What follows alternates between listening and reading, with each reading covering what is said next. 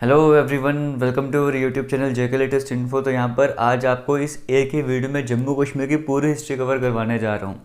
अब सबसे पहली बात और सबसे बड़ी बात यह है कि आप ये मत सोचना कि वाइट बोर्ड में क्या लिखा हुआ है, मैं यहाँ से देख के नोट्स कैसे बनाऊँगा या बनाऊँगी। तो आपको बताना चाहूँगा, ये जो सारा पोर्शन लिखा हुआ है ये मैंने आपके नोट्स बनाने के लिए नहीं लिखा हुआ है। ये मैंने इसलिए लिखा है ताकि मैं प्रॉपर सीक्वेंस में चल सकूँ और कोई भी चीज़ भूल ना पाऊँ, सब कुछ आपको कवर करवा पाऊँ। अगर आप नोट्स बनाना चाहते हो, सबसे पहले आपसे यही रिक्वेस्ट करूँगा, आप चाहे बिगिनर हो चाहे आपने पहले भी हिस्ट्री को पढ़ा हुआ है, एक बार आज आप एक काम करना, जो मैं पूरी स्टोरी समझाने जा रहा हूँ कुछ भी लिखने का काम मत करना। ये मिस्टेक मत करना कुछ लिखना स्टार्ट कर दोगे, क्योंकि जब आप लिखना स्टार्ट करोगे ना, जो मैं बोल रहा हूँ आप वो भूल जाओगे या कुछ चीज़ें मिस कर बैठोगे।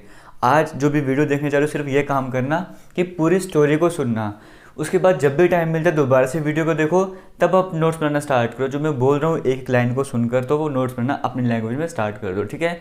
बट अभी पहली बार देख रहे हो ये वीडियो ये वाली, तो पूरी की पूरी वीडियो को सिर्फ सुनना, ये काम करना, ठीक है।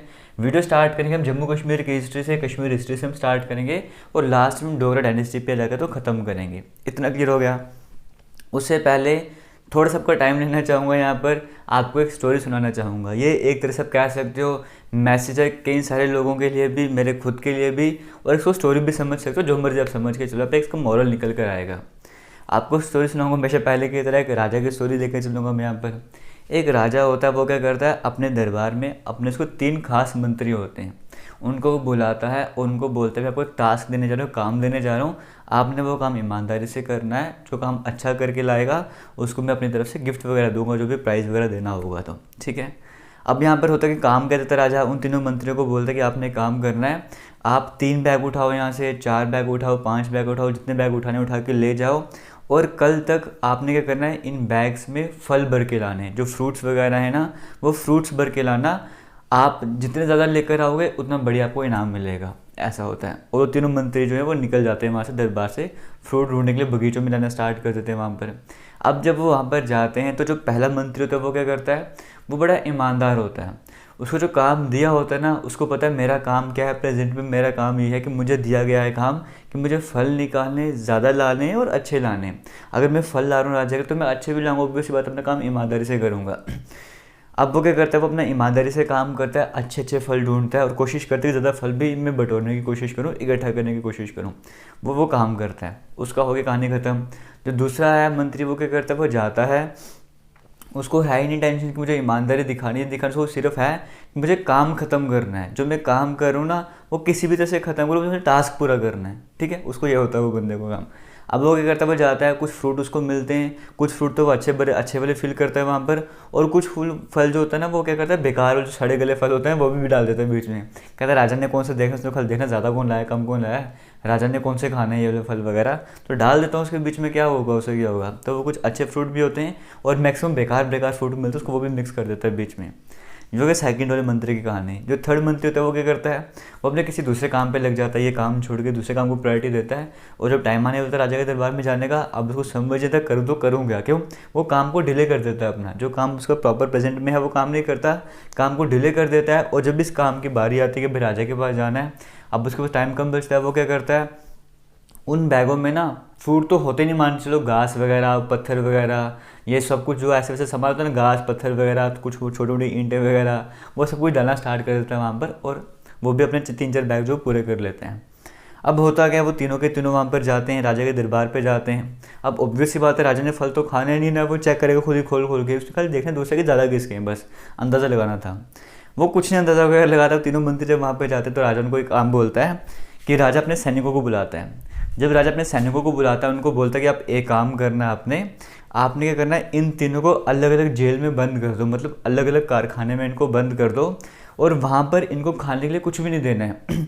जो ये फ्रूट अपने साथ में लेकर आए हैं, इनको यही वाले बैग इनको साथ में दे दो कि तुमने यही बैग अपने संभालने, और जो 1-1.5 महीना तुम्हें जेल में काटना है, कारखाने में बिताना है, वो तुमने यही फ्रूट खा के तुम्हें भी बिताने। तीनों को अलग अलग जेल में डाल दिया 1.5 महीने के लिए। अब 1.5 महीने के बाद पहला आदमी जो है बाहर आता है, मंत्री। पहला मंत्री बिल्कुल हेल्दी होकर आता है, जैसे पहले था, उसमें कोई चेंज नहीं आता है, वो बाहर आता है क्योंकि उसको अच्छा फ्रूट था। उसने तो एक तरह से अपनी तरह से राजा के लिए लाया था ना फ्रूट वगैरह, कि चाहे राजा खाएगा नहीं खाएगा, मैं अपनी ईमानदारी से काम करूँगा। तो वो जब 1-1.5 महीना उस फ्रूट को खा के निकालता है, बाहर आता है, बिल्कुल ओके होता है, कोई प्रॉब्लम नहीं है। जो दूसरा वाला होता है, जो कि कैसा होता है, जो कि ज़्यादातर जो फ्रूट वगैरह है, जो बेकार फ्रूट डाल देता है वो जिंदा तो होता है लेकिन उसकी हालत ख़राब हो गई, तो बहुत ज़्यादा बीमार हो गया था 1.5 महीने के बाद, पहचान नहीं जाता। और जो तीसरा वाला होता है जो घास वगैरह भर के ले गया था, वो मर ही जाता है। क्यों? 1-1.5 महीने तक क्या वो खाएगा, घास वगैरह क्या खाएगा, उसमें क्या जिंदा रहेगा, उसकी डेथ हो जाती है। ये थी कहानी छोटी सी। इसका मॉरल क्या था? इसका मॉरल यही सिंपल सा आपको कहानी समझ के आ गया होगा कि जो आपको काम दिया जाता है ना, वो हमेशा आपको ईमानदारी से करना चाहिए। और अगर कोई काम ईमानदारी से कर रहा है तो उसको उसका फल भी मिलता है। कहने का मतलब ये है कि आप जैसे कर्म करते हो ना, वैसे आपको फल भी मिलता है। कभी ना कभी लाइफ में कोई स्टेज ऐसी आती है जब आपने कोई अगर अच्छा काम किया हुआ है ना, तो उसका आपको रिजल्ट भी अच्छा मिलेगा। ज़रूरी नहीं कि आपने अब भी अच्छा काम किया उसका रिजल्ट आपको भी अच्छा मिल जाएगा। कोई ना कोई मोमेंट ऐसा होगा लाइफ में जहाँ पे आपको उस अच्छे कर्म का फल मिलेगा। और अपने कर्म जो अपने काम किया वो बुरा किया, बेकार किया है, तो वो भी सामने आ जाता है आपके सामने। अब हम जम्मू कश्मीर की हिस्ट्री को स्टार्ट करते हैं। जम्मू कश्मीर की हिस्ट्री जब हम पढ़ते हैं, सबसे पहले हम बात करते हैं कल्हण की। कल्हण क्या थे? एक फेमस हिस्टोरियन थे जम्मू कश्मीर के। कश्मीर के फेमस हिस्टोरियन को बोलते हैं हमारे पास कल्हण थे। पहले हिस्टोरियन कौन थे कश्मीर के? वो भी कल्हण थे। कल्हण पंडित कहा जाता है। कल्हण ने क्या किया था? राजतरंगिणी एक बुक लिखी थी। राजतरंगिणी की बात करें, राजतरंगिणी क्या है? एक सोर्स है, मतलब कश्मीर हिस्ट्री के नाम से कश्मीर की हिस्ट्री के बारे में पता लगता है। वो क्या है? राजतरंगिणी। वो लिखी किसने थी? वो कल्हण ने लिखी थी। और कल्हण ने कौन सी लैंग्वेज में राजतरंगिणी लिखी थी? वो संस्कृत लैंग्वेज में लिखी थी। इतना क्लियर हो गया।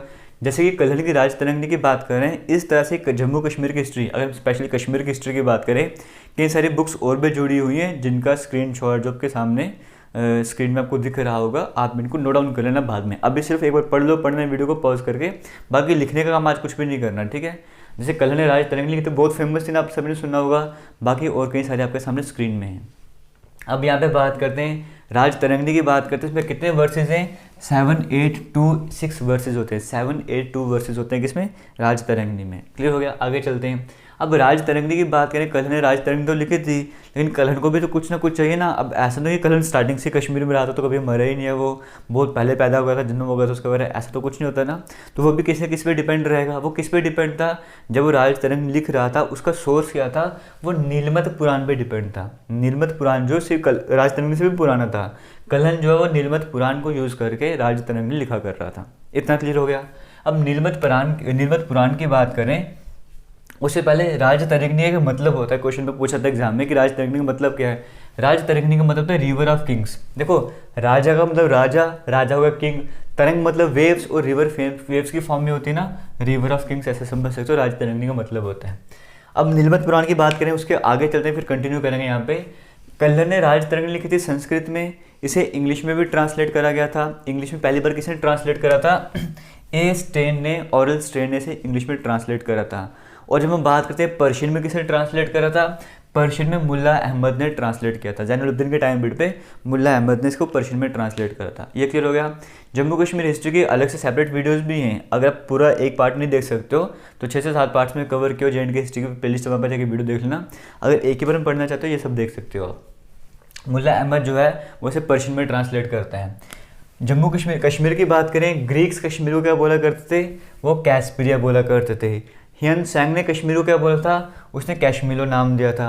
और एक कैश्मीरा भी नाम पड़ता है। कश्मीरा का मतलब क्या होता है? का मतलब होता है वाटर, और शमीरा का मतलब होता है डेसिकेट, मतलब सूख जाना, पानी का सूखना जो है वो है काश्मीरा का मतलब, ठीक है। अब इसके पीछे एक कहानी है। जब कल्हण लिखते हैं अपने राजतरंगिणी, इसमें वो स्टोरी मेंशन करते हैं।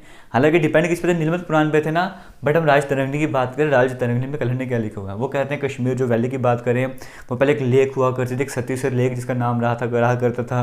वहाँ पर एक राक्षस आ गया था जिसका नाम था जलोद बाबा। अब जलोद बाबा जब आया था बहुत ही क्रूर वगैरह था, तो वहाँ पे उसको भगाने की कोशिश करते, भागता नहीं है। तो वहाँ पे एक ऋषि आते हैं, इनका नाम आता है कश्यप ऋषि। कश्यप ऋषि जब वहाँ पर आते हैं तो उन्हें समझ आता है कि जो ये राक्षस है, जो हम जलोद बाबा की बात करें, इसकी सारी शक्ति, ये कहानी जो हम कल ने बताई थी, इसकी सारी शक्ति किसमें है? पानी पर है। अगर ये लेक को किसी तरह से हम सुखा देंगे, सतीसर लेक की बात करेंगे, अगर पानी किसी तरह से बाहर निकल जाएगा, इसकी सारी पावर खत्म हो जाएगी। तो बारामूला वाले साइड में बारामूला है, वहाँ पे पहाड़ को, स्टोन को कट करते हैं, उससे पानी सारा बाहर निकल जाता है। तो उसके बाद तो जलोद बाबा जो है उसकी पावर खत्म हो जाती है, वहाँ से भाग जाता है वहाँ से, ठीक है। तो मतलब सारी प्रॉब्लम सॉल्व हो जाती हैं। तो ये कौन से ऋषि थे? कश्यप ऋषि थे ना, तो उन्हीं के नाम पे बाद में कश्यपपुरा, कश्यपमीर, इस तरह से करते थे। कश्मीर करते करते नाम कश्मीर का आज के टाइम पे कश्मीर पड़ चुका है। तो तभी काश्मीरा होता है, मतलब वाटर टू डिसिकेट, वहाँ पे पानी जो सूख जाता है ना, इसलिए से काश्मीरा भी कहा जाता है। कल्हण ने राजतरंगिणी कंप्लीट कब की थी? 1149 से 1150 के टाइम पीरियड था। उस टाइम पीरियड पे कल्हण ने अपनी राज तरंगिणी को कंप्लीट किया था। और जब कल्हण ने राज तरंगिणी कंप्लीट किया था उस टाइम कश्मीर में रूलर कौन थे? उस टाइम कश्मीर जो रूलर थे वो थे जयसिम्हा। क्लियर हो गया? ये सीक्वेंस समझ आ रहा। हम अभी तक कश्मीर की हिस्ट्री की बात करें, कल्हण की बात करें, किसने किस में ट्रांसलेट किया वो सभी हमने बातें की हैं। अब यहाँ पे बात करते हैं हम डायनेस्टीज़ की, किस तरह से यहाँ पे डायनेस्टीज़ वगैरह आ रहे थे, वो डायनेस्टी की सीक्वेंस स्टार्ट करते हैं। देखना, सबसे पहली बात याद रखना, पहली डायनेस्टी कौन सी है? महाभारत पीरियड। फिर कौन सा आया? मौर्यन एम्पायर। फिर कुषाण एम्पायर। फिर कारकोटा डायनेस्टी आई थी। मतलब MMKK। पहले 4 डायनेस्टी की सीक्वेंस याद कर लोगे ना, MMKK। पहले कौन सी? महाभारत, फिर मौर्यन एम्पायर, फिर कुषाण, फिर कारकोटा। MMKK की सीक्वेंस चलती है स्टार्टिंग में जब हम बात करते हैं। ये एंशिएंट हिस्ट्री है जम्मू कश्मीर की, ठीक है। इसके बाद जो है वो मिडिवल हिस्ट्री स्टार्ट होती है। महाभारत पीरियड की बात करें, कश्मीर की बात करें अगर, तो कल्हण के द्वारा क्या कहा गया, जो पहले इंपॉर्टेंट किंग थे, जो पहले किंग थे कश्मीर हिस्ट्री के, वो कौन से थे? गोनंदा वन हमारे पास वो रूलर थे या किंग थे पहले वाले। 653 AD की बात करें, 653 काली एरा की बात करें, उस टाइम पीरियड पे यहाँ पर थे, कश्मीर में थे। ये चाहे याद मत रखो, गोनंदा वन जो है वो पहले रूलर थे कश्मीर के। फिर उसके बाद गोनंदा सेकंड आते हैं। अब गोनंदा सेकंड के बाद 35 किंग, 35 किंग्स और आए थे जिनके बारे में कल्हण को नहीं पता था, बट बाद में अगर हम बात करें पीरज़ादा हसन की बात करें, उनको इनके बारे में पता लग गया था और वो बाद में इनके बारे में मेंशन भी करते हैं। फिलहाल जानते हैं कि कहानी क्लियर होगी महाभारत पीरियड की। फिर महाभारत पीरियड के बाद कौन सा टाइम पीरियड आएगा? फिर मौर्यन एम्पायर आता है। मौर्यन एम्पायर की बात करें, अब हमने पढ़ा हो ना इंडियन हिस्ट्री में भी अशोका के बारे में, तो अशोका यहाँ पे जब कश्मीर में था हम वो बात कर रहे हैं। अशोका के टाइम पे फेमस चीज़ क्या हुई थी? जो ओल्ड सिटी थी पांड्रथन, वो किसके, उसके फाउंडर कौन थे? उसके फाउंडर जो थे वो अशोका ही थे। पांड्रथन के फाउंडर कौन हो जाएंगे? अशोक हो जाएंगे। इन्होंने एक शिव टेम्पल भी बनाया था विजेश्वरी में, शिव, क्योंकि टेम्पल्स की बड़े पूजा वगैरह की इन्होंने विहारास भी तो बनाए थे, बट एक शिव टेम्पल भी बनाया था। कहाँ पे बनाया था? विजेश्वरी पे बनाया था। और उनका बेटा था क्या? जल्लू का। फिर आगे रूल वगैरह वो करना स्टार्ट कर देते हैं।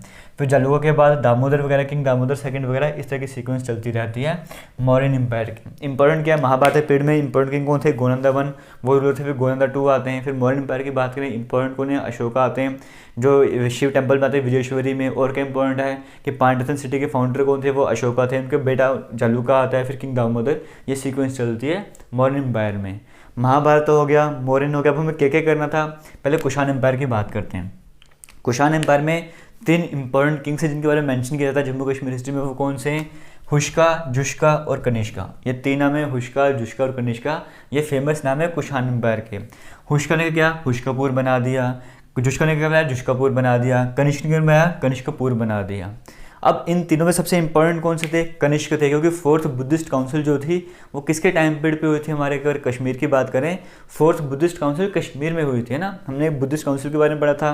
4th बुद्धिस्ट काउंसिल कहाँ पर होती है? वो कश्मीर में होती है। कश्मीर में कहाँ पर होती है? कश्मीर में कुंडलवान के जो केव्स वगैरह होते हैं ना, कुंडलवान जो आज हरवान की बात करते हैं, शालीमार गार्डन के पास। तो जो 4th बुद्धिस्ट काउंसिल तो कश्मीर में हुई थी, किसके टाइम पीरियड पे हुई थी? कनिष्क के टाइम पीरियड पे हुई थी। और कहाँ पर? कुंडलवान पे हुई थी। ये क्लियर हो गया। डायनेस्टीज पहले क्या है, हमने अभी तक क्या पढ़ा? हमने बेसिक पढ़ा कि राज तरंगिणी कल्हण ने लिखी थी, संस्कृत में लिखी थी, इंग्लिश में A.S. ने ट्रांसलेट किया, पर्शियन की बात करें मुल्ला अहमद ने ट्रांसलेट किया था। ये निर्मल पुराण के ऊपर डिपेंड थे। राज तरंगिणी का मतलब क्या है? River of Kings. फिर ग्रीक्स क्या बोलते थे? हिंद सैंग ने क्या बोलता था? कश्मीर का मतलब क्या होता है? राज तरंगिणी कब कंप्लीट की, तब रूलर कौन थे? फिर महाभारत पीरियड की तरफ है, मौर्यन एम्पायर की तरफ है, कुषाण एम्पायर की तरफ है। अब हम आते हैं कारकोटा डायनेस्टी की तरफ। जब हम कारकोटा डायनेस्टी की बात करते हैं, कारकोटा वालों को नागाज भी कहा जाता था, ठीक है। कारकोटा वालों को नागाज भी कहा जाता था। इसके फाउंडर कौन थे? दुर्लभ वर्धन। कारकोटा डायनेस्टी के फाउंडर कौन थे? दुर्लभ वर्धन जो थे वो कारकोटा डायनेस्टी के फाउंडर थे। इसके बाद यहाँ पर एक इम्पॉर्टेंट किंग और आते हैं। जब हम कारकोटा डायनेस्टी की बात करें, उनका नाम था ललित आदित्य। उनका नाम क्या था? उनका नाम था ललित आदित्य। और ललित आदित्य को और क्या कहा जाता था? ललित आदित्य को समुद्रगुप्त ऑफ कश्मीर भी कहा जाता था, ठीक है। हमने गुप्ता डायनेस्टी में समुद्रगुप्त के बारे में पढ़ा था ना, तो कश्मीर का समुद्रगुप्त किसे कहा जाता था? वो ललित आदित्य को कहा जाता था। इतना समझ आ गया। अब इनकी बात करें, इन्होंने एक परिहासपुर एक सिटी भी बनाई थी। खीर भवानी जो श्राइन है उसके पास एक सिटी बनाई थी परिहासपुर, इसका मतलब है सिटी ऑफ प्लेजर। वो सिटी किसने बनाई थी या परिहासपुर किसने बनाया था? तो वो ललित आदित्य ने बनाया था। आगे चलते हैं। एक फेमस इन्होंने कई सारे टेम्पल्स भी बनाए थे। एक फेमस सन टेम्पल है मारतंड में जो है, वो भी इन्होंने बनाया था। अब इनको सीक्वेंस चलती जाती है, जया पीड़ा वगैरह, इस तरह से कई सारे रूलर वगैरह यहाँ पे आते रहते हैं। ये हमने किसकी बात की? कारकोटा डायनेस्टी की बात की। सबसे पहले हमने बात की थी यहाँ पे, देखो महाभारत में गोनंदा वगैरह आए थे। फिर हम जब आए मौर्यन की तरफ, अशोका जो यहाँ पे मेन रहते हैं। फिर कुषाण की तरफ आते कनिष्क यहाँ पे मेन रहते हैं। कारकोटा में फाउंडर कौन थे, दुर्लभ वर्धन, और मेन कौन सा थे, ललित आदित्य, जिन्हें समुद्रगुप्त ऑफ कश्मीर भी कहा जाता है। मार्तंड सन टेम्पल बनाया था, परिहासपुर सिटी ऑफ प्लेजर उन्होंने बनाई थी। इसके बाद क्या होता है, इसके बाद उत्पल डायनेस्टी आती है। जब हम उत्पल डायनेस्टी की बात करते हैं, हम ऐसे मिडिवल कश्मीर की स्टार्टिंग करते हैं। उत्पल डायनेस्टी के फाउंडर कौन थे, उत्पल डायनेस्टी के जो फाउंडर होते हैं वो अवंती वर्मन होते हैं। यहाँ पे ललित कारकोटा की बात करें, कारकोटा के फाउंडर कौन से थे, दुर्लभ वर्धन थे। उत्पल डायनेस्टी की बात करें तो उत्पल डायनेस्टी के फाउंडर कौन थे, वो दुर्लभ वर्धन थे। इतना क्लियर हो गया। एक बात आपको बताना चाहूँगा फिर से कि ये मत सोचना कि वो जो भी है, आज भी रात को 11:15 का टाइम हो रहा है, 11:45 का टाइम हो रहा है, तो 11:30 के बाद वीडियो बनाना स्टार्ट की थी आपके लिए, ठीक है। अब यहाँ पर बात करें उत्पल डायनेस्टी के, तो फाउंडर कौन हो जाएंगे, अवंती वर्मन इसके जो फाउंडर हो जाएंगे। अवंती वर्मन की जब बात करते हैं, इन्होंने अवंतीपुरा जो है सिटी वगैरह वो किसने बनाई थी, ऑब्वियसली पता अवंती वर्मन के नाम से पड़ेगी ना, तो इन्होंने खुद बनाई थी। अवंती वर्मन ने क्या बनाया था, अवंतीपुरा बनाया था। और 2 टेम्पल थे फेमस, एक शिव टेम्पल और एक विष्णु टेम्पल। ये किसने बनाए थे, ये भी अवंती वर्मन ने बनाए थे कश्मीर की जब हम बात करते हैं अपने टाइम पीरियड पे। इनके टाइम पे अवंती वर्मन की बात करो या उत्पल डायनेस्टी की बात करो, एक फेमस वहाँ पे मिनिस्टर रहा करते थे, इंजीनियर भी थे, उनका नाम क्या था, सोया बोलो या कहीं कहीं शेरू नाम देता है किसी किसी बुक में, दोनों सेम में बनता है। ये इंपॉर्टेंट मिनिस्टर थे, इन्हीं के नाम पे सोयापुर पड़ा था, और जो बाद में जाके तो सोपर बुनता है, ठीक है। तो सोपर के मतलब किसके नाम पे पड़ा था, वो सोया बोलो शेरू बोलो के नाम पे पड़ता था। फाउंडर कौन थे उत्पल डायनेस्टी के सॉरी वो थे अवंती वर्मन, और बाद में इनका बेटा आता है शक्ति वर्मन आता है। जब हम बात करते हैं शक्ति वर्मन की, तो कुछ देर तक रूलर वगैरह रहता है, बाद में वो अपने शादी किससे करता है, क्वीन सुगंधा से शादी करता है, और बाद में सुगंधा भी कुछ टाइम पीरियड के लिए वहाँ पर रूल वगैरह किया करती है। ये आपको सीक्वेंस याद है ना, सीक्वेंस क्या थी हिस्ट्री की, जो सीक्वेंस हमारे पास डायनेस्टी चल रही थी, MMKK, महाभारत, मौर्यन, फिर हमने कुषाण की बात की, फिर कारकोटा की बात की, MMKK हो गया। उसके बाद का सीक्वेंस है UG, यू से उत्पल डायनेस्टी आ गया, जी से गुप्ता डायनेस्टी आ जाएगा। MMKK UG ये सीक्वेंस चल रही है हमारे सामने। जी की बात करते हैं, हम गुप्ता डायनेस्टी की बात करते हैं। गुप्ता डायनेस्टी के फाउंडर कौन हो जाएंगे, परवगुप्त जो है वो गुप्ता डायनेस्टी के फाउंडर होते हैं। समझ गए ना, याद क्या करना है, सीक्वेंस याद कर लो, कौन सी सीक्वेंस चलती है, कौन सी डायनेस्टी के इंपॉर्टेंट रूलर कौन से थे, और फाउंडर कौन थे, और इंपॉर्टेंट रूलर कौन से थे, और किसी किसी में लास्ट रूलर कौन से थे वो भी याद करना पड़ेगा, और किस किस ने क्या क्या इंपॉर्टेंट काम किए थे, किसी के निक नेम वगैरह हैं तो वो निक नेम क्या थे वो सब आपको यहाँ पे बताना था। अगर हम गुप्ता डायनेस्टी की बात करें, कौन फाउंडर हो जाएंगे यहाँ पे, परवगुप्ता यहाँ पर जो है इसके वो फाउंडर हो जाते हैं। अब परवगुप्ता की बात करें, और इम्पोर्टेंट कौन सा था यहाँ पे, क्षेमगुप्ता जो है वो यहाँ पे एक इम्पोर्टेंट रूलर और आते हैं। और क्षेमगुप्ता की बात करें, वो इतना खतरनाक बंदा नहीं होता, मतलब ऐसा नहीं होता कि वो सिंहासन वगैरह राजा वगैरह संभाल पाएगा, बट जो भी है अब आज तक गद्दी में तो करना पड़ता है कुछ, फिर भी अच्छे से काम करता नहीं है। शादी किससे करता है, शादी करता है क्वीन दीदा से। अब क्वीन दीदा कौन होती है, क्वीन दीदा जो है वो लोहारा, यानी कि आज के टाइम पे पुंछ की बात करें, लोहारा डायनेस्टी के जो मेन वो किंग थे ना, उनकी बेटी होती है कौन, दीदा की हम बात करते हैं, क्वीन दीदा की हम बात करें। प्रिंस है फिलहाल, बाद में शादी करके क्वीन बन जाएगी। तो प्रिंसेस दीदा की बात करें, जो लोहारा के जो मेन किंग होते हैं ना, उनकी बेटी होती है कौन, क्वीन दीदा की बात करते हैं। तो क्षेमगुप्ता की शादी किससे होती है, क्वीन दीदा से शादी होती है। तो बाद में क्षेमगुप्ता की डेथ हो जाती है। फिर 980 AD में क्या होता है, फिर उसका आगे बेटा क्षेमगुप्ता के बेटा वगैरह थे सिंहासन में, वो भी एक एक सालों की डेथ होती जाती है। तो बाद में क्या होता है, 980 AD में क्वीन दीदा जो खुद सिंहासन संभालना स्टार्ट कर देती है। ये अच्छी होती है, मतलब राज्य वगैरह संभालने में ना ठीक रहती है। 980 AD में कौन आता है रूल करना स्टार्ट करता है, क्वीन दीदा जो है वो रूल करना स्टार्ट कर देती है। क्वीन दीदा की बात करें, 980 में रूल करती है, बट 1003 AD में इसकी डेथ हो जाती है। जब इसकी डेथ हो जाती है तो क्राउन किसके पास चल जाएगा, क्राउन जो है सिंहासन जो है वो संग्राम राज के पास चला जाता है। अब संग्राम राज कौन होता है, संग्राम राज जो है वो क्वीन दीदा का भतीजा होता है, मतलब क्वीन दीदा के भाई का लड़का होता है। क्वीन दीदा की डेथ हो जाती है, उसको सिंहासन पे कौन आएगा, क्वीन दीदा के भाई का लड़का आएगा, मतलब क्वीन दीदा का भतीजा। क्वीन दीदा का जो भाई है उसका नाम क्या होता है, क्वीन दीदा के भाई का नाम होता है यहाँ पे उदयराज, ठीक है। क्वीन दीदा के भाई का नाम क्या होता है, उदयराज। उदयराज का बेटा होता है संग्राम राज, वो सिंहासन संभालता है। नहीं याद रह रहा, सिंपल याद रखना, क्वीन दीदा की डेथ होती है, राज्य में सिंहासन कौन संभालेगा, क्वीन दीदा का भतीजे जो कि कौन है, संग्राम राज। जब संग्राम राज सिंहासन वगैरह संभालेगा तो किसी होगा कहाँ का संग्राम राज वगैरह, क्वीन दीदा थी कहाँ की, लोहारा की थी ना, पुंछ वाली साइड की थी, यानी कि संग्राम राज भी लोहारा का रहा होगा। तो ये अपनी डायनेस्टी इस्टेब्लिश करता है, कौन सी डायनेस्टी, लोहारा डायनेस्टी। एक नई डायनेस्टी यहाँ पे निकल के आती है, लोहारा डायनेस्टी। ऑब्वियसली बात, इसके फाउंडर कौन हो जाएगा, संग्राम राज इसका फाउंडर होगा। अब इसके बाद यहाँ पे कुछ इंपॉर्टेंट रूलर्स और आते हैं, जैसे हम बात करेंगे यहाँ पे हर्ष की बात करेंगे, हर्ष भी किंग रहते हैं। अब मैं हर्ष क्यों मेंशन कर रहा हूँ, कल्हण के फादर का नाम था चंपक। कर्ण के बारे में मैंने कहा था, कर्ण के फादर का नाम था चंपक, और चंपक जो थे वो इस हर्षक के टाइम पीरियड पर ही मिनिस्टर रहा करते थे। क्लियर हो गया। यानी कि कर्ण के फादर चंपक की बात करें, कौन से टाइम पीरियड पे थे वो, लोहार डायनेस्टी की बात करें, उस टाइम पीरियड पे वो मिनिस्टर रहा करते थे।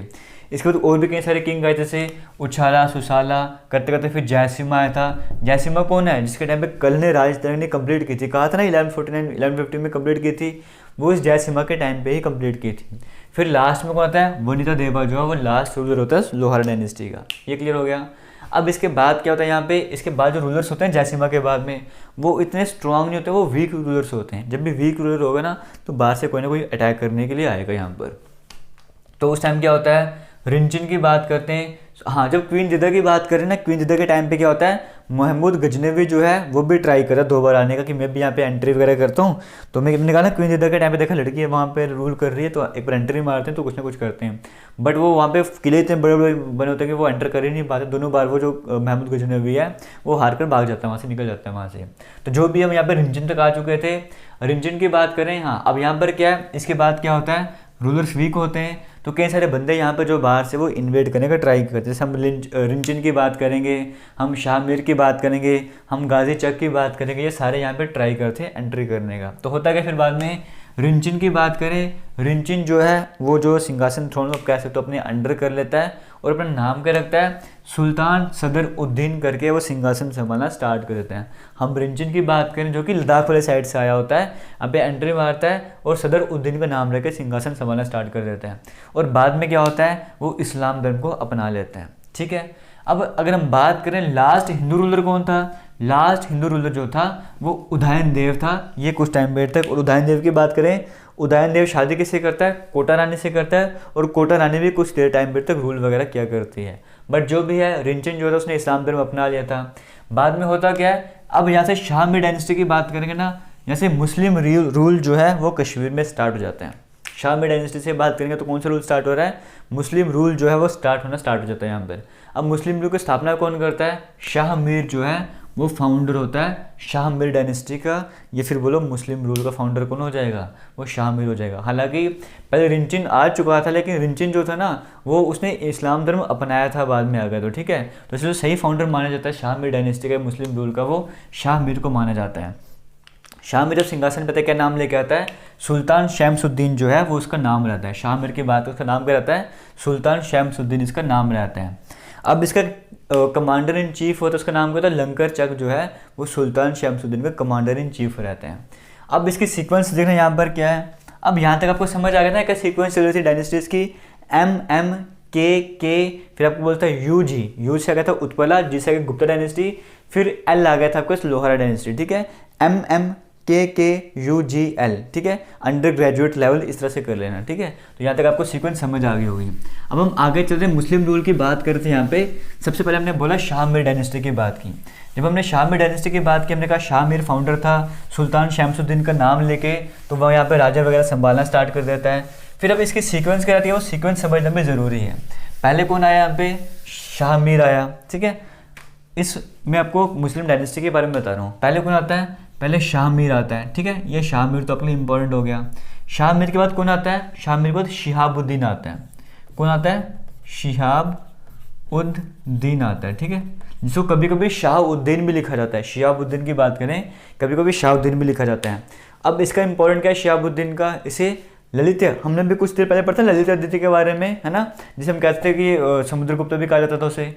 अब अगर हम बात करते हैं, जब हम मिडिवल कश्मीर की हिस्ट्री पढ़ रहे हैं, तो शिहाबुद्दीन को क्या बोलते हैं, इसे ललित आदित्य भी बोलते हैं, कि मतलब मिडिवल कश्मीर का ये ललित आदित्य है। किसको बोलते हैं, शिहाबुद्दीन को बोलते हैं। अच्छा होता है, इसे ललित आदित्य कहा जाता है मिडिवल कश्मीर का। किसको, शिहाबुद्दीन, कभी कभी शाहउद्दीन भी कहा जाता है।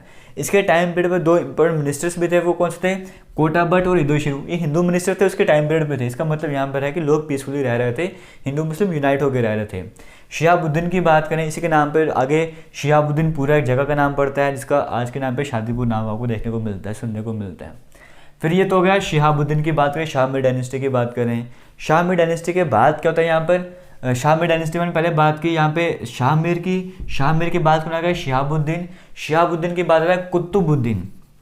फिर कुतुबुद्दीन के बाद कौन होता है, सुल्तान सिकंदर। जो सुल्तान सिकंदर ये कौन होता है, ये कुतुबुद्दीन का बेटा होता है। अब सिकंदर जो है ना, इसके टाइम पीरियड पे सॉरी एटमॉस्फेयर जो है ना वो अच्छा नहीं रह पाता, पीसफुल नहीं रहता है। यहाँ पर होता क्या है, सिकंदर के टाइम की बात करें, सिकंदर को सबसे पहले बात समझें कि सिकंदर को बुट शिकन भी कहा जाता था। सिकंदर को क्या बोलते थे, सिकंदर को बुट शिकन भी बोलते थे। क्यों? क्योंकि आइडल ब्रेकर, जो भी मूर्ति वगैरह होती है ना, मंदिर वगैरह, उनको तोड़ा करता था, इसीलिए से बुट शिकन भी कहा जाता है। सुल्तान सिकंदर को बात कर, क्रूअल टाइप का था, इसलिए से औरंगजेब ऑफ कश्मीर भी कहा जाता है। सुल्तान सिकंदर को एक तो बुट शिकन कहा जाता था और दूसरा औरंगजेब ऑफ कश्मीर भी कहा जाता था, क्रूअल्टी के कारण। जजेस ने लगा दिया था कि मतलब जो भी मुस्लिम नहीं है उसको टैक्स पे करना होगा। कई सारे श्राइन्स डिस्ट्रक्शन करवाई थी, जैसे मार्दन टेम्पल की बात करें, उसकी डिस्ट्रक्शन वगैरह करवाई थी। कई सारे लॉज यहाँ पे थोपे गए थे फालतू के वगैरह, किसने किए थे? वो सुल्तान सिकंदर ने किए थे। सुल्तान सिकंदर के बाद कौन आता है? ज़ैनुल अब्दीन आता है। ज़ैनुल अब्दीन जो है ना वो शामी डायनेस्टी में बड़ा इंपॉर्टेंट रोल प्ले करता है, या कश्मीर की हिस्ट्री की बात करो, इंपॉर्टेंट रोल प्ले करता है। इसके ज़ैनुल अब्दीन की बात करें, ये किस नाम से आते हैं? यहाँ पे शाही खान के नाम से, इनका नाम शाही खान होता है एक्चुअली में। जब सिंहासन संभालते हैं तो सुल्तान ज़ैनुल अब्दीन के नाम से सिंहासन संभालते हैं। इनका सही नाम क्या होता है? शाही खान होता है।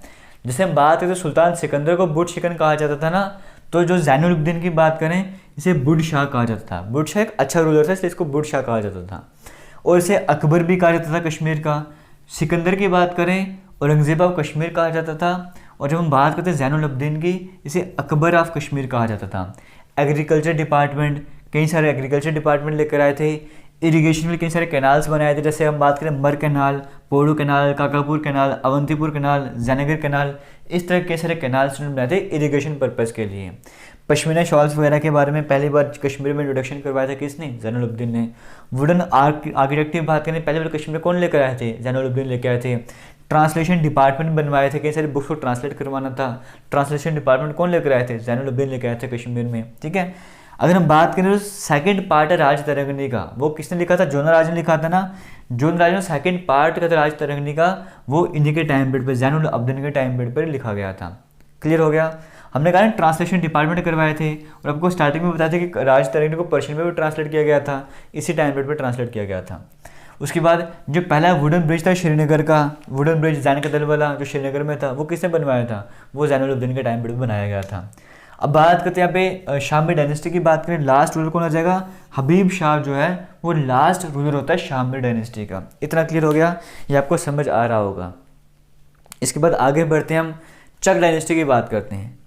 शामी डायनेस्टी कंप्लीट होती है, शामिर के बाद कौन सी आती है?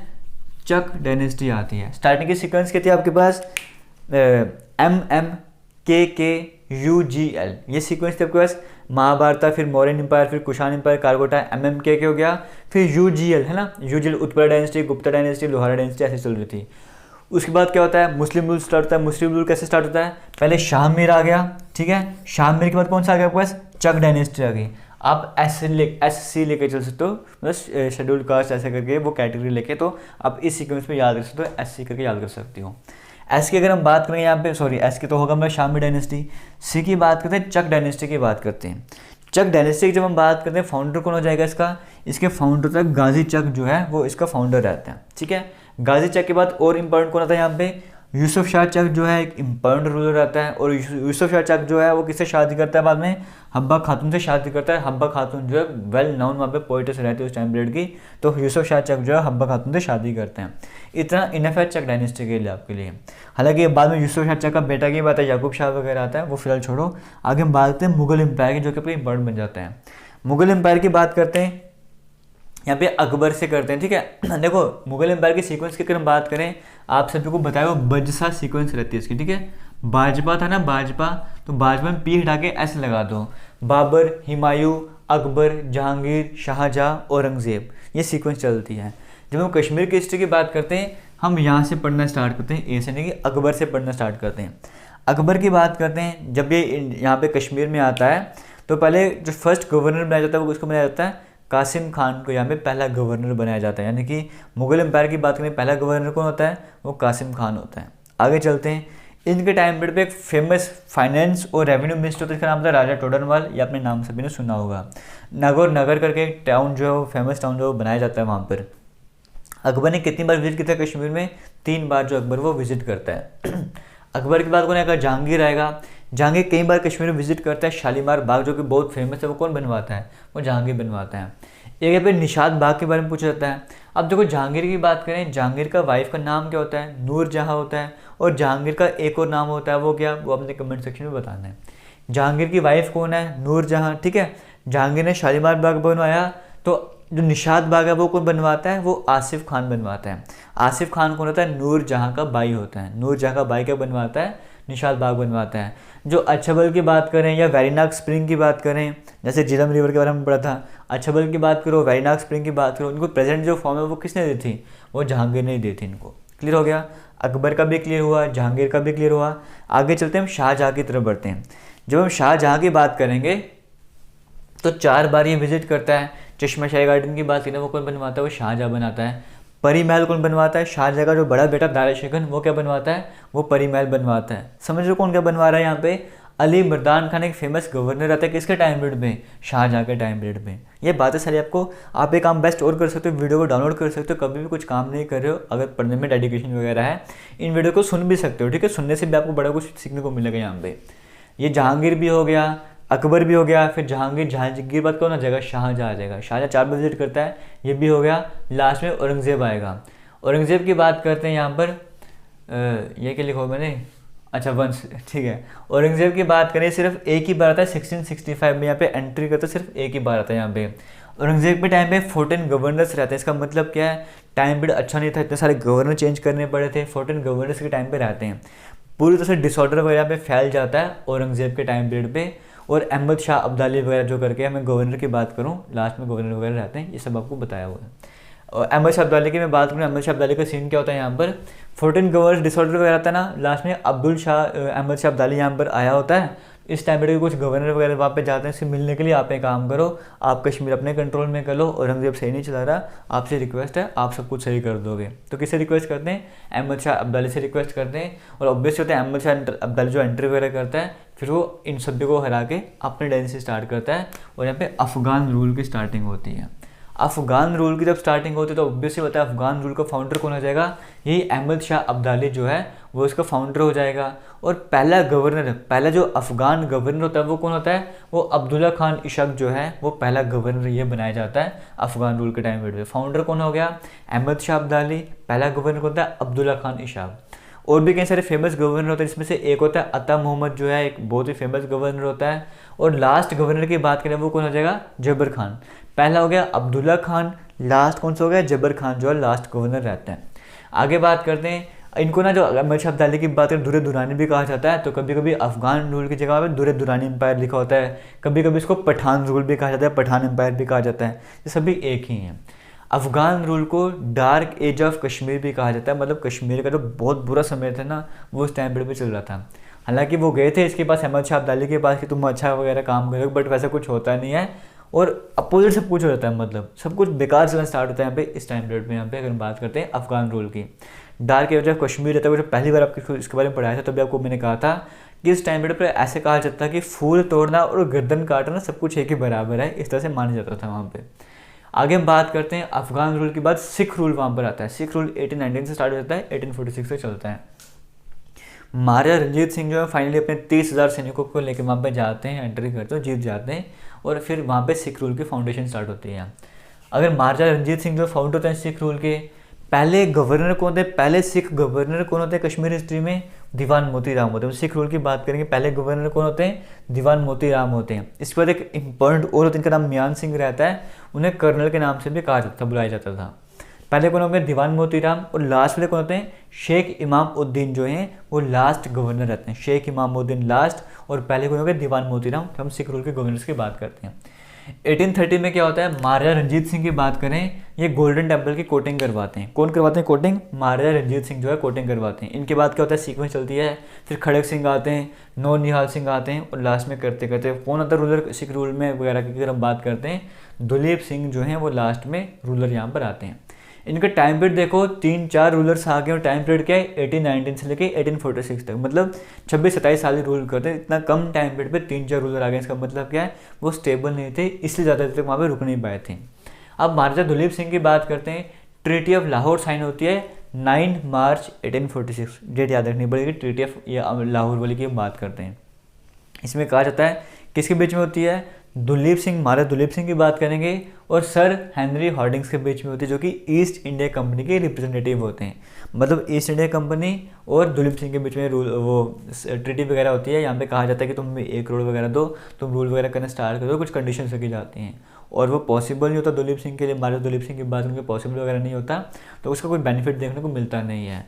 अब अंग्रेज़ों को तो पैसा चाहिए। 9 मार्च 1846 को ट्रीटी ऑफ लाहौर साइन होती है। उसके कुछ दिन बाद 16 मार्च 1846 की बात करें, ट्रीटी ऑफ अमृतसर भी साइन होती है। ट्रीटी ऑफ अमृतसर में क्या होता है, अब यहाँ पे फिर से अंग्रेज़ आएंगे, ईस्ट इंडिया कंपनी होगी, बस जो रिप्रेजेंटेटिव होते हैं ना वो अलग हो जाते हैं। और यहाँ पे महाराजा दुलीप सिंह नहीं होते, यहाँ पे महाराजा गुलाब सिंह होते हैं। ठीक है, अब यहाँ पे महाराजा गुलाब सिंह के साथ ट्रीटी साइन की जाती है। होता कौन कौन है यहाँ पर, महाराजा गुलाब सिंह होते हैं, फ्रेडरिक क्यूरी बर्नेट होता है और मेजर लॉरेंस होता है। इनके बीच ट्रीटी साइन होती है, जहाँ पे डील क्या होती है, 7.5 बिलियन बोलो या फिर 75 लाख रुपीज़ की बात कर लो। 75 लाख नानक शाही रुपीज़, 75 लाख नानक शाही रुपीज़ उस टाइम करेंसी रहती है वहाँ पे सिख रूल की, उसमें वो जो ट्रीटी वगैरह वो साइन होती है। और 75 लाख रुपीज़ में जो कश्मीर है वो महाराजा गुलाब सिंह जो एक तरह से कह सकते हो अपने कंट्रोल में कर लेते हैं। उसके बाद अब उनके कंट्रोल में आ गया, इसका मतलब क्या हो गया, वो डोगरा डायनेस्टी की फाउंडेशन करेंगे। तो महाराजा गुलाब सिंह जो है वो कौन होते हैं, डोगरा डायनेस्टी के फाउंडर होते हैं। डोगरा डायनेस्टी की सीक्वेंस के चलते वो भी याद रखने के लिए GRPH याद रखना। महाराजा गुलाब सिंह, महाराजा रणबीर सिंह, महाराजा प्रताप सिंह और महाराजा हरि सिंह, ये सीक्वेंस GRPH यहाँ पे चलती है। पहले गुलाब सिंह की अगर हम बात करते हैं यहाँ पे, तो 75 लाख में आपको बताया मैंने खरीदे वहाँ पे। ठीक है, तो कई तरह के काम ये कर, जैसे हम बात करें धर्मरथ ट्रस्ट जो है वो उसके फाउंडर कौन होते हैं, महाराजा गुलाब सिंह होते हैं। कई सारे टेम्पल दोबारा से बनाते हैं जम्मू श्रीनगर में। 1851 में रघुनाथ टेम्पल की कंस्ट्रक्शन स्टार्ट करवाते हैं। जो कि महाराजा गुलाब सिंह का। आगे बात करते हैं महाराजा रणबीर सिंह की बात करते हैं। तो ये क्या करते हैं, सदर अदालत मतलब कोर्ट टाइप का सिस्टम यहाँ पे अरेंजमेंट करते हैं। सदर अदालत एक कश्मीर एक श्रीनगर की बनवाते, एक श्रीनगर और एक जम्मू में सदर अदालत बनवाते हैं। ये RPC रणबीर पैनल कौन कौन लेके आते हैं, महाराजा रणबीर सिंह लेके आएंगे। रघुनाथ टेम्पल की कंस्ट्रक्शन भी कंप्लीट करवाते हैं। इस पर आते हैं महाराजा प्रताप सिंह। महाराजा प्रताप सिंह की बात करें, जो बैगर सिस्टम चल रहा था उसको ख़त्म कर देते हैं। बनिहाल कार्ट रोड जो है वो पूरे पब्लिक के लिए ओपन कर देते हैं, मतलब जम्मू कश्मीर को बाकी स्टेट से जो कनेक्ट करने का काम करते हैं। सियालकोट जम्मू रेलवे लाइन का इनोवेशन कौन करते हैं, महाराजा प्रताप सिंह के टाइम पीरियड पे होता है। टेलीफोन, जम्मू श्रीनगर पहले टेलीफोन से लिंक किया जाता है। टेलीग्राफ, पोस्ट ऑफिस, इस तरह से कई सारे काम वहाँ पे किए जाते हैं। बहुत ही डेवलपमेंट वगैरह लार्ज स्केल पे डेवलपमेंट होती है। कई सारे कैनाल्स यहाँ पे बिल्ड करवाए जाते हैं, जैसे Pratap canal, Jhelum canal, Ranbir canal, उज कैनाल वगैरह सारे महाराजा प्रताप सिंह के टाइम पे डेकोरेट किए जाते हैं, बनाए जाते हैं। ठीक है, कुछ को रिनोवेट किया जाता है। आगे बात करते हैं यहाँ पे पहला हाइड्रो इलेक्ट्रिक पावर प्रोजेक्ट जो है मोहरा में, वो भी स्टार्ट किए जाते हैं। क्लियर हो गया, ये बड़ा इंपॉर्टेंट है। महाराणा प्रताप सिंह का जो ये रूल वगैरह ना यहाँ पे क्या क्या हुआ था। श्री प्रताप कॉलेज की फाउंडेशन करते हैं, इस्टेब्लिशमेंट करते हैं 1905 में श्रीनगर में। और प्रिंस ऑफ वेल्स कॉलेज की इस्टेब्लिशमेंट करते हैं जम्मू में 1907 में। अब प्रिंस ऑफ वेल्स कॉलेज हमने कई बार डिस्कस किया, आपको बताना है इसका नाम प्रेजेंट डे में क्या है, जो कि जम्मू में है। गुलाब सिंह हो गए, रणबीर सिंह हो गए, प्रताप सिंह हो गए। उसके बाद कौन आ जाएगा, महाराजा हरि सिंह आ जाएंगे। महाराजा हरि सिंह कौन होते हैं, ये महाराजा हरि सिंह की बात करें, ये आगे प्रताप सिंह के भतीजा, प्रताप सिंह के नेफ्यू होते हैं। अभी तक बेटे चल रहे थे ना, अब महाराजा हरि सिंह की बात करें, ये कौन होते हैं, महाराजा प्रताप सिंह के आगे ये नेफ्यू होते हैं। ठीक है, इतना आपको याद करना है, नेफ्यू होते हैं। प्राइमरी एजुकेशन को कंपलसरी बना देते हैं यहाँ पर। यहाँ पे स्कूल एजुकेशन के डायरेक्टर अपॉइंट करते हैं। J&K बैंक की इस्टेब्लिशमेंट कराते हैं 1938 में। हाई कोर्ट की इस्टेब्लिशमेंट होती है 1928 में। ये सारा किसके टाइम पीरियड भी हो रहा है, महाराजा हरि सिंह के टाइम पीरियड भी हो रहा है। इंस्ट्रूमेंट ऑफ एक्सेशन साइन होता है 26 अक्टूबर 1947, 26 अक्टूबर 1947, क्योंकि 15 अगस्त को देश को आज़ादी मिली थी ना, उसके बाद ही इंस्ट्रूमेंट ऑफ एक्सेशन साइन होगा। 26 अक्टूबर 1947 को इंस्ट्रूमेंट ऑफ एक्सेशन साइन होता है, जहाँ पे बताया जाता है कि हमें इंडिया का पार्ट बनना है। और उसके बाद जो कश्मीर जो है वो इंटीग्रल पार्ट बन जाता है इंडिया का। इंस्ट्रूमेंट ऑफ एक्सेशन कब साइन किया जाता है, 26 अक्टूबर 1947। और साइन कौन करता है यहाँ पे, महाराजा हरि सिंह करते हैं। और उसके बाद यहाँ पे जम्मू कश्मीर छोड़ के बॉम्बे चले जाते हैं। और आगे पीछे किसको छोड़ जाते हैं, डॉक्टर करण सिंह को छोड़ के वहाँ पे चले जाते हैं। ठीक है, अब ये था बेसिक आपका जम्मू कश्मीर हिस्ट्री का। बाकी जम्मू का आपको पता है ना, अगर नाम की बात करें, राजा जम्बू लोचन के नाम पे राजा जम्बू लोचन थे ना, जम्बू था, फिर जम्बू करते करते जम्मू नाम पड़ गया था। और क्या स्टोरी थी, वही बकरी वाली, और वो एक हिरन को देखा था, एक टाइगर को देखा था, लाइन को देखा था, वहाँ पे एक साथ में पानी पी रहे थे रिवर तवी में वगैरह। तो कहा था अच्छी जगह यहाँ पे पीसफुल माहौल वगैरह, यहाँ पे सिटी बिल्ड करनी चाहिए, तो सिटी बिल्ड करी थी। और अगर हम बात करें बाहु लोचन की, तो बाहु फाट बनाया था तवी के जो पास में बाहु फाट है, वो किसने बनवाया था, और राजा बहुलोचन ने बनाया था। शक्तिकरण की बात करें, ये भी एक फेमस रूलर थे जम्मू हिस्ट्री की। अगर हम बात करते हैं, जो डोगरी स्क्रिप्ट है वो पहली बार इंट्रोड्यूस किसने करवाई थी जम्मू कश्मीर में, वो शक्तिकरण ने करवाई थी। इस तरह से सीक्वेंस चल रही थी। बाकी अगर हम जम्मू हिस्ट्री की बात करें, फेमस कौन रहते हैं, जो हमारे पास में ये पढ़ा डोगरा डायनेस्टी, सबसे इंपॉर्टेंट ये कर लो, बाकी कुछ भी करने की ज़रूरत नहीं है। बाकी जो 2-3 नाम बताएं वो कर लेना। अब देखो, वीडियो में अगर आपको कुछ भी अच्छा लगा होगा ना, तो वीडियो को शेयर ज़रूर करना। और अगर आप चाहते हो कि जो बाकी सब्जेक्ट हैं उसको भी एक एक वीडियो में कवर किया जाए, जैसे कि अगर आप चाहते हो कि जो जम्मू कश्मीर का कल्चर है पूरा, जिसमें जम्मू कश्मीर के डांस भी हो जाएगा, जम्मू कश्मीर के फेस्टिवल्स भी हो जाएंगे, या फिर जम्मू कश्मीर का जो भी इंपॉर्टेंट आर्ट एंड क्राफ्ट हो जाएगा, इस जो अगर आप चाहते हो ना एक ही वीडियो में कवर हो, आप कमेंट सेक्शन में बताना। ज़्यादा कमेंट है कि वो भी काम करेंगे। आप चाहते हो जम्मू कश्मीर की हिस्ट्री भी एक ही वीडियो में कवर हो, या जम्मू कश्मीर कुछ भी एक ही वीडियो में कवर हो, आप कमेंट सेक्शन में कमेंट करके बताना। Thank you. जय हिंद।